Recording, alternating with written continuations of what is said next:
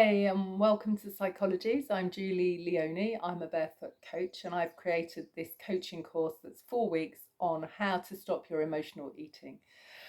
So, if you want to access week 1, and there's going to obviously be week 3 and week 4, you can follow the link at the bottom of the video to get in touch and sign up through the magazine. Or if you're already a member of the Life Leaps Club, then you can access by logging in there. So if you want to find out more about me, my website is julieleoni.com. So week 1, we were identifying whether or not you were a comfort eater, an emotional eater, and then we talked about kindness and compassion. So in this video in week 2, what we're going to be talking about is 2 specific things. There's lots of triggers that you look at in the workbook for week 2. So the various things that might trigger, and you were invited at the end of week 1 to keep a table to record what you noticed about your triggers. But I just want to speak a bit more to 2 of the things that were in the workbook. So one of the things was your menstrual cycle. So I'm imagining I'm speaking mainly to women, or to people with hormones that are estrogen based in their system. So what effect do hormones have? Well, we know about premenstrual tension, but I think what we don't know so much is, first of all, the effect that estrogen has on the way we process insulin. So some people suffer from something called polycystic ovaries, which means that they don't produce as much of their own estrogen, and that can make you more predisposed to type 2 diabetes. So there is a link between estrogen and sugar production and the way we cope with sugar. Here's my cat just trying to get out there. And so what I want you to notice is, when you're keeping a track, keep a track of your cycle, because you might start to notice that sugar use is linked to patterns in your cycle. Now, we'll all be different. We all have slightly different lengths of cycle. So just notice, because then what you can do is just bring that loving compassion in and thinking, well, at this time of the month, I might be more likely to reach for comfort foods, but actually I don't have to get on that cycle of shame because I know it's only for these days and then I'll stop again. Okay, so one of the ways you can do that is, there's lots of menstrual apps, but if you don't like that, just then literally kind of note your cravings as you go through your month and start to see if there's a pattern in which days they occur. Now, of course, the other part of that, so that's the kind of hormonal side of it, is that at certain times of the month we're likely to feel much more vulnerable, much more emotional. So for most women, that's usually in the week before and just leading into the start of their period.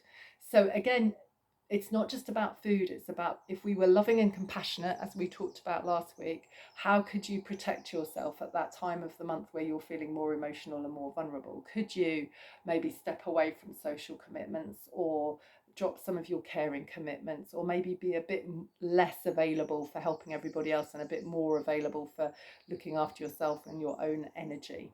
Okay, so that again, if we plan and if we kind of take on board that that's when we're more likely to comfort eat, then we're protecting ourselves in advance from that need to do it.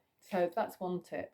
The other thing is that I mentioned in the course book that obviously social media has been fantastic during lockdown for many of us. It's how we've kept in touch with people, and it's been a real connector. Of course, we also know that there can be a massive link between looking at other people's Instagram or Facebook posts and seeing their brilliant bodies and brilliant lives and happy relationships, and then comparing them to ourselves. And we know there is research to show there's a strong correlation between those 2 things. One of the things that's always helpful to me is to think that what you see of other people is the best of themselves. And you probably don't put pictures of yourself up when you're just getting out of bed in the morning. So you see the best of other people, and then of course what we do is compare that to the worst of ourselves. So it's an unfair comparison. So again, what you might want to experiment with is just how you use social media. So could you come off it for a bit? What difference does that make? Humanist psychology has this idea of our ideal self and our real self, and our self-esteem is the gap between the 2. So if we have a model as our ideal self, and actually it turns out that we're quite short and quite round, then there might be quite a gap between 6 foot skinny and 5'2" and quite curvy. And so that gap maybe feels quite big from who we think we should be and who we actually are. And because that's quite a big gap, that can lower our self-esteem, and then that can lead into more emotional eating. So we've got two choices. We either become slimmer size and grow a few inches, which obviously in this case isn't possible. So then what do we have to do?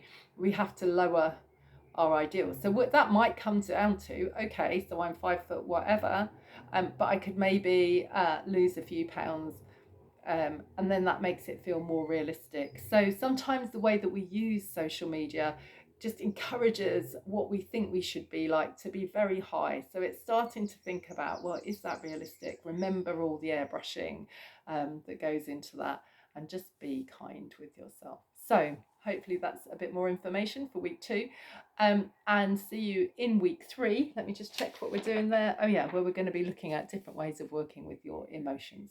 Okay, take care. Bye.